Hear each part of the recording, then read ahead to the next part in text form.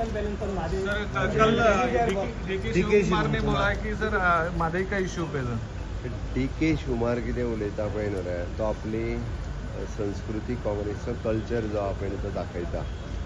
पयल्यान पयली म्हादईच्या बाबतीत आमी सातत्यान आमची लढाई जी आसा पळय सुप्रीम कोर्टान आसतली, म्हादई डिस्ट्रिक्ट ट्रिब्युनलान आसतली किंवा केंद्र सरकार कडेन आमचे आसतले मागणे हे सगळीच चालू उरतले.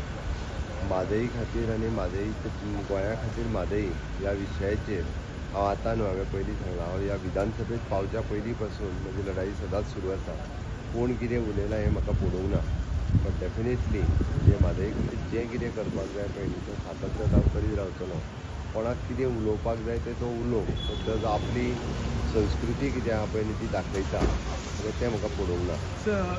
क्या बोलना चाहते हैं कि सर म्हादई के बारे में मैं अभी भी कहता हूँ, हमारी जो लड़ाई सुप्रीम कोर्ट और म्हादई डिस्प्यूट ट्रिब्यूनल में है.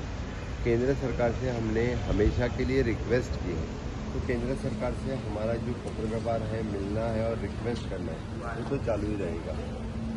उस बारे में कौन मुझे क्या बोलता है वो मुझे पता नहीं है. वो तो खुद की जो कांग्रेस का कल्चर है वो हमेशा के लिए इसी तरह से वो शब्द बोलते आए लोगों को, उसके बारे में मुझे कोई बात करनी नहीं है.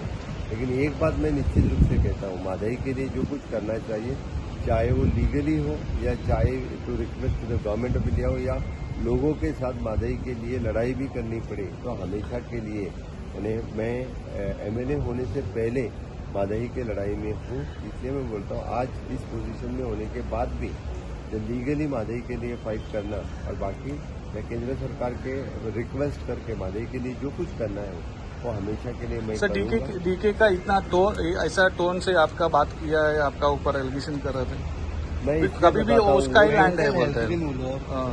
वो तो उनका कल्चर है.